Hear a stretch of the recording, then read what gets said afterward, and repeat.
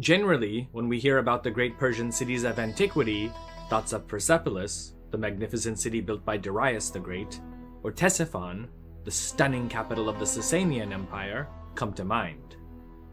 But before these cities, there was the more modest capital of arguably the most famous and important Persian king of all, and that was Pasargadae, the city built by the founder of the first Persian Empire, Cyrus the Great. Before we continue, I'd like to thank the sponsor of this video, Trade Coffee. By partnering with some of the country's top craft and boutique roasters, Trade Coffee connects you to the greatest variety of best and independent coffee makers out there from all over the country.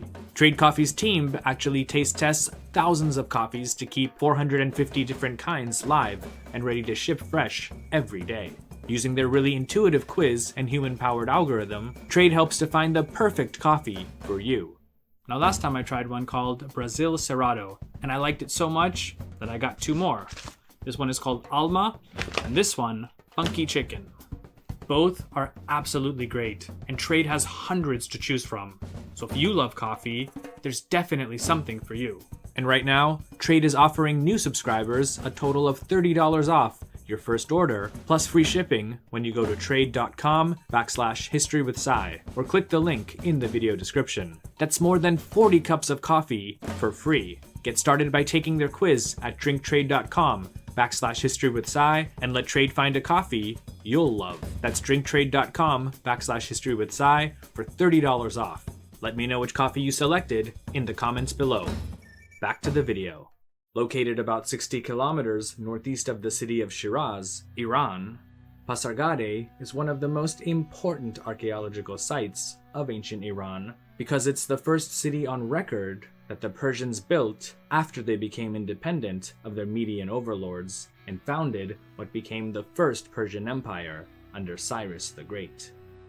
We also call it the Achaemenid Persian Empire because its kings, at least after Darius the Great, traced their ancestry to a certain Hachemanish, who the Greeks called Achaemenes. Cyrus had succeeded his father, Cambyses I, as the ruler of the small kingdom of Persia in southwestern Iran around the year 559 or 558 BC. At the time, Persia was a vassal kingdom of the great Median king, Astyages, who, according to Herodotus, was also Cyrus's grandfather. There are many legends and stories about Cyrus, one being that Astyages, who believed that Cyrus was after his kingdom, marched into Persia to take out his upstart grandson. According to several classical authors, it was at the site of Pasargadae that Cyrus decisively defeated Astyages, and so, according to the Greek geographer Strabo, Cyrus held Pasargadae in honor because he there conquered Astyages the Mede in his last battle, transferred to himself the Empire of Asia, and constructed a palace as a memorial to his victory. Soon afterward, Cyrus marched to the Median capital of Ecbatana and accepted the city's surrender, thus becoming the king of both the Persians and the Medes. While Ecbatana would remain an important city within his new empire, Cyrus didn't make it his new capital. Instead, he made plans to transfer the capital from the old city of Anshan to the now auspicious site of Pasargadae. The origins and meaning of the name Pasargadae are unknown, but the Greek historian Herodotus wrote that one of the tribes persuaded by Cyrus to revolt against Astyages was the Pasargadae. It's possible that the site of Pasargadae may have also been the home of where the tribe of the same name lived.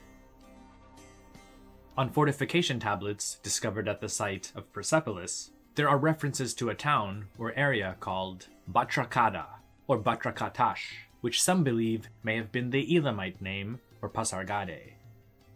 However, the most famous monument is the simple yet awe-inspiring tomb of Cyrus himself, where he was laid to rest in 530 BC. At one time, there was an inscription on the tomb that read, "I, Cyrus, the king, in Achaemenid." It's believed to have been inscribed on the tomb several years after his death by a later Achaemenid king, most likely Darius the Great. Though today in ruins, the area around the tomb was a sort of peaceful sanctuary up until Pasargade's conquest by Alexander the Great in 330 BC. About 500 years later, the historian Arrian wrote the following about Cyrus's mausoleum. The tomb of Cyrus was in the royal park at Pasargadae. A grove of various sorts of trees had been planted round it. There were streams of running water and a meadow with lush grass.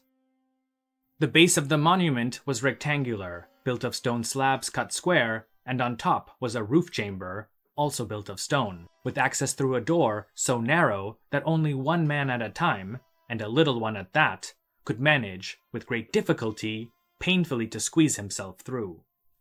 Inside the chamber there was a golden coffin containing Cyrus's body, and a great divan with feet of hammered gold, spread with covers of some thick, brightly colored material, with a Babylonian rug on top. Within the enclosure, by the way which led up to the tomb, a small building had been constructed for the Magi who guarded it, a duty which had been handed down from father to son ever since the time of Cyrus's son, Cambyses. They had a grant from the king of a sheep a day, and an allowance of a meal and wine, and 1 horse a month to sacrifice to Cyrus. There was an inscription on the tomb in Persian signifying, "O man, I am Cyrus, son of Cambyses, who founded the empire of Persia and ruled over Asia. Do not grudge me my monument."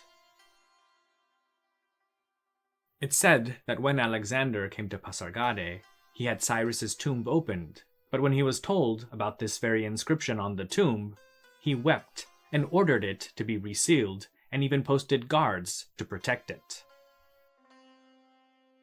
In 2006, part of an entranceway that archaeologists believe may have been the final resting place of Cyrus's son, Cambyses II, was found nearby.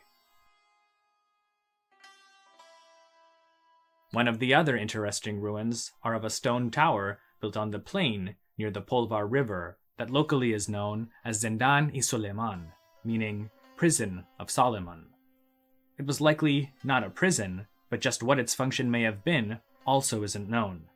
Was it a guard tower, part of a temple, or simply a storage facility? Some scholars have suggested that the tower may have been where the Achaemenid royal insignia, and perhaps objects once belonging to Cyrus, including royal garments, a scepter, lance, and bow, were kept. This is because, according to the Greek historian Plutarch, newly coronated Achaemenid kings went to Pasargadae for a sort of inauguration ceremony.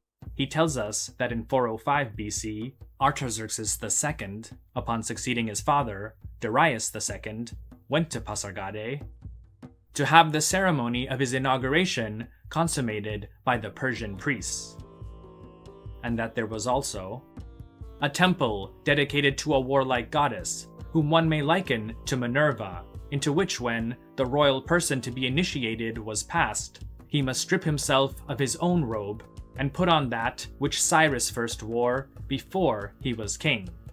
Then, having devoured a frail of figs, he must eat turpentine and drink a cup of sour milk. Once this ceremony was complete, the new king performed several symbolic acts, such as acceptance of the official seal, and assumed his royal duties as king and emperor. As one can see, even in ruins, very little today remains of Pasargadae. Interestingly, the city is also barely mentioned after the death of Alexander. During the reign of Darius the Great, up until the fall of the Achaemenid dynasty, the main royal, administrative, and even ceremonial cities of the empire shifted to places such as Susa, Ecbatana, Babylon, and Persepolis. Susa, Ecbatana, and Babylon were all old cities with already large populations and functioned as some of the Achaemenid Empire's main administrative centers, a role which continued into the reigns of Alexander and his Seleucid successors. During the reign of Darius the Great, Persepolis became the Achaemenids' main ceremonial center, largely replacing Pasargadae, with perhaps the exception of some of the ceremonies that Plutarch described. What happened to Pasargadae after Alexander's visit is not really documented in any ancient sources. Since it was never a major administrative center, and its purpose as a ceremonial one for new Achaemenid kings had ended once the dynasty was terminated, the city became rather irrelevant within the new Hellenistic world order. There is some evidence that a fire may have broken out at Pasargadae's old citadel, but that doesn't necessarily mean it spread to the rest of the city. Stashes of Seleucid-era coins have been discovered, so at least someone was there after the fall of the Achaemenid dynasty. As for where all of the stone from the palace and other buildings may have gone, like with many ruins, they were probably taken to nearby cities and towns, recut, and then reused for new buildings.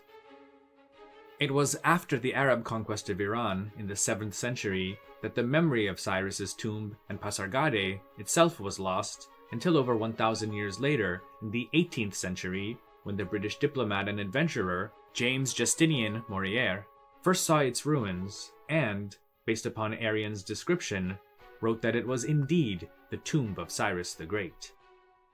Up until then, the locals had called it the tomb of Suleiman's mother. The story goes that after the Arab-Islamic conquest of Iran, some soldiers fighting in the Caliph's army came to Pasargadae and, seeing the tomb of Cyrus and thinking that it was some pagan monument or temple, intended to raze the structure to the ground. However, one of the quick-witted local farmers told them that they would be cursed because, rather than some pagan monument, this was the tomb of the prophet Suleiman's mother. Upon hearing that, the soldiers paid their respects and went on their way. I can't verify the story in any historical source, but it is what I was told by the local guide when I visited Pasargadae many years ago. And so, that's the story of Pasargadae, the city